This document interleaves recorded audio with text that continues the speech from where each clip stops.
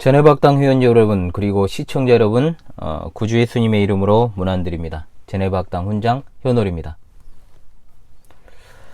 오늘은 근본 학기 교회론 7번째 시간입니다.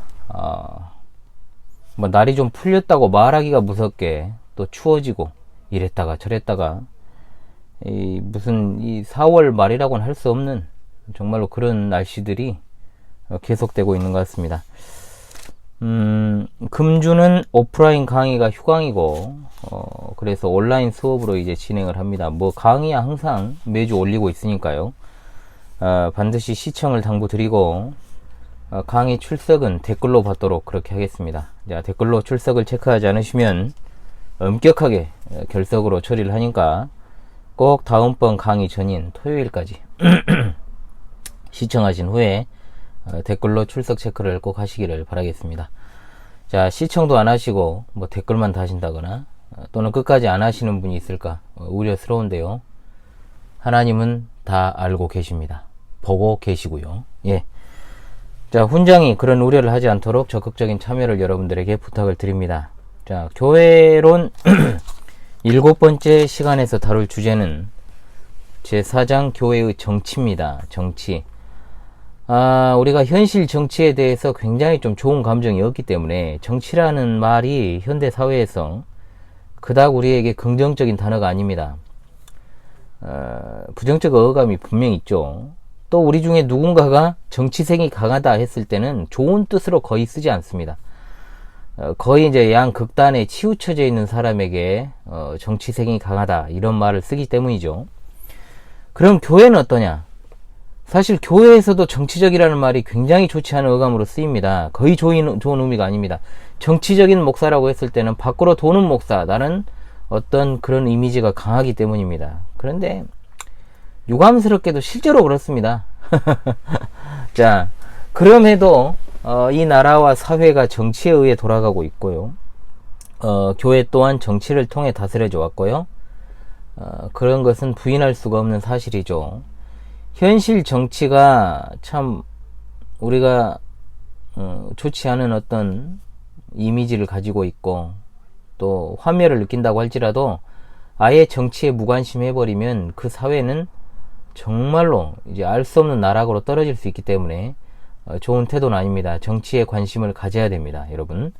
자, 어찌되었든 간에 교회 정치니까 교회 정치에 있어서도 각 교파마다 정말로 상이한 어떤 정치 형태를 가지고 있습니다. 그래서 각 교파들의 어떤 정치 형태를 알아본 연후에 그리고 가장 성경적인 정치 형태가 무엇인지 고찰하는 시간을 2번에 걸쳐서 갖도록 하겠습니다. 오늘은 좀 이제 경제활동을 했습니다. 교회 앞에 있는 커피빈에서 커피를 샀는데 벌써 1주년이 되었다네요. 엊그제 오픈한 것 같은데 벌써 1년이 지났습니다. 그래서 커피입니다.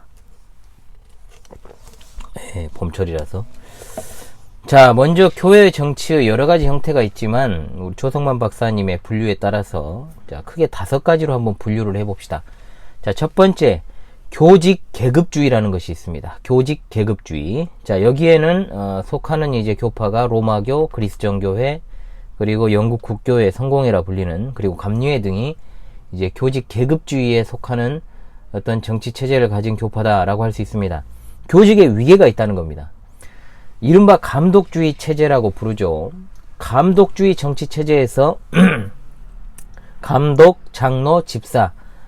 보통 우리가 감독이라는 말보다는 목사라는 말이나 장로란 말을 주로 쓰지만 감독과 장로는 엄연하게 구분이 되어 있고 이 교파들에서는, 그리고 집사, 위계적으로 이제 이해를 한다는 것이죠. 이 중에 가장 이제 철저한 위계 질서를 가지고 있는 교파가 로마교. 그들은 주장합니다. 지상교회의 통치권이 베드로로부터 로마의 주교에게 계속해서 계승되었다라고 주장을 하면서 베드로의 통치권을 계승한 교황은 하나님의 지상의 대리자, 또 그리고 한편으로 지상의 하나님으로 모든 신자가 그에게 복종해야 된다라고 가르치죠. 심지어 로마교는 교황 무호서를 주장하기도 합니다. 또 교리와 통치권에 있어서 로마교의 교황이라는 존재는 그 이름에서 알 수 있듯이 절대적인 권위를 가지고 있습니다. 그리스 종교도 마찬가지입니다. 로마교처럼 사도적 전승을 주장합니다. 그리스도께서 교리의 통치권을 베드로가 아닌 사도들에게 부여했다라고 보고, 자, 교회 통치권이 중추적인 교단에게 계승되었다라고 이제 이렇게 주장을 해요. 살짝 이제 비슷하지만 약간 이제 다른 거죠. 그래서 각 지회가 장로들에 의해서 이끌어지지만 장로 중에 지도적인 위치에 있는 인물을 감독이라고 이제 부르게 됩니다. 도시교회의 감독이 이제 지방교회, 이제 지방에 있는 어떤 소규모 교회의 감독을 관할하고 있고, 또 도시의 규모에 따라서 더 이제 상급 어떤 지배 관계가 정해지는 그런 구조로 이루어진 거죠. 주교, 대주교, 시주교, 그리고 총주교, 뭐 이런 식의 어떤 계급 주의가 이루어지고 있는 것이 바로 로마교라든지 그리스 종교입니다. 영국 국교회, 우리가 보통 성공회라고 불리는 대한성공회가 있죠. 자, 교회의 통치권이 사도적 전승에 있다 봅니다. 그래서 주교, 사제, 집사의 3직을 가지고 있어요. 이 영국 국교회, 이 앵글리칸 철치가 영국 국교회로서 로마교로부터 정치적 독립을 통해서 이제 나온 것이 아닙니까? 그렇기 때문에 로마의 교황권을 인정하지 않죠. 전통적으로. 그리고 프로테스탄트의 영향을 받아가지고, 발음이 꼬입니다. 죄송합니다. 프로테스탄트의 영향을 받아서 로마교에 비해서는 덜 위계적인 시스템을 갖고 있지만 도찐 개찐이다. 자, 그리고 둘째로 이제 국가주의가 있습니다. 국가주의. 이것을 이제 영방주의라고 이제 부르는데, 주로 이제 루터파 그리고 독일 교회가 가지고 있는 정치제도다. 국가주의에서는 어떤 교회의 정치가 하나님이 제정하시지 않은 인간적 제도라고 봐요. 그러니까 절대적이지 않죠. 그러나 교회의 정치를 인간의 기원을 둔다. 이건 굉장히 위험합니다. 왜냐하면 교회의 어떤 순수성과 순결성을 지키는 차원에서는 굉장히 본질에서 벗어날 수가 있다는 것이죠. 대단히 위험한 것이 바로 국가주의 시스템이라고 할 수 있겠습니다. 그리고 세 번째, 회중주의입니다. 회중주의를 채택하고 있는 것은 바로 침례교입니다. 침례교의 정치제도가 바로 회중주의인데, 회중주의는 영국 성공회에 대한 반동, 거기서 이제 시작이 된 겁니다. 이른바 청교도들이, 물론 청교도들 중에는 침례교 청교도들도 있고 장로교 청교도들도 있고 뭐 그렇습니다. 그런데 섞여 있지만 회중주의자들은 기본적으로 각 개교회가 완전한 독립적 자치단체의 기능을 수행합니다.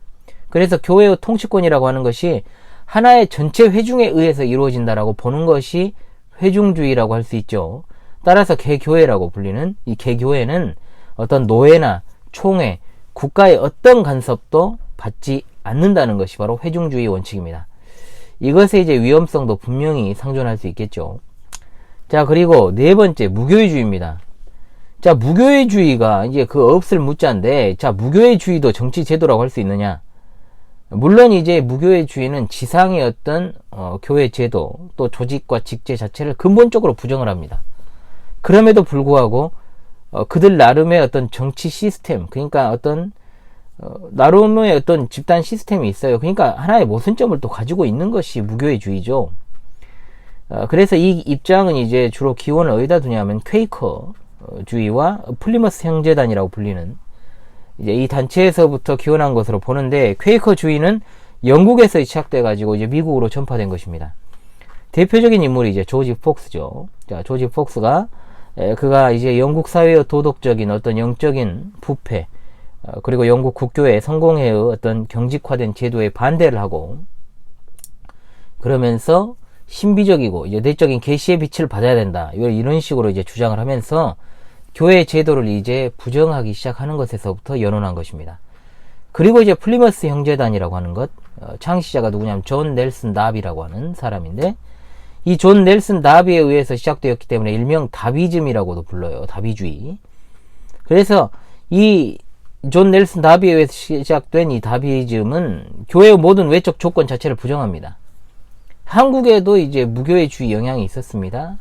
일본의 이제 유명한 우찌무라 간조라는 사람, 이 사람이 이제 그 시초라고 할 수 있고, 또 유명한 우리나라의 퀘이커 교도로 뜻으로 보는 한국사라는 아주 유명한 책이 있습니다. 그걸 이제 쓴 함석원 씨가 이제 퀘이커 교도로 알려져 있죠. 나중에 이것을 이제 따로 특강을 해가지고 다루겠습니다만은 여기서 이제 깊이 다룰 수 없고요. 퀘이커의 교리는 개인의 어떤 종교 체험, 이런 신비주의를 중시하고, 또 역사적 정통 기독교회가 보편적으로 행하거나 믿는 어떤 신앙 고백이라든지 교리라든지 세례라든지 성찬이라든지 어떤 11조 성직제도, 목사제도 같은 걸 다 원칙적으로 이제 부정을 합니다. 그래서 뭐 유명한 존 윈버라는 사람도 원래 퀘이커였죠. 그래서 이것도 이제 나중에 다루겠습니다. 신사도 운동을 이제 다룰 때 제가 또 다루도록 하겠습니다. 제가 웬만하면 이단에 관한 영상을 잘 안 올리려고 그래요. 왜냐하면은 시간 낭비라고 생각하기 때문에. 그러나 좀 알린다는 차원에서는 특강의 필요성을 좀 느끼고 있습니다.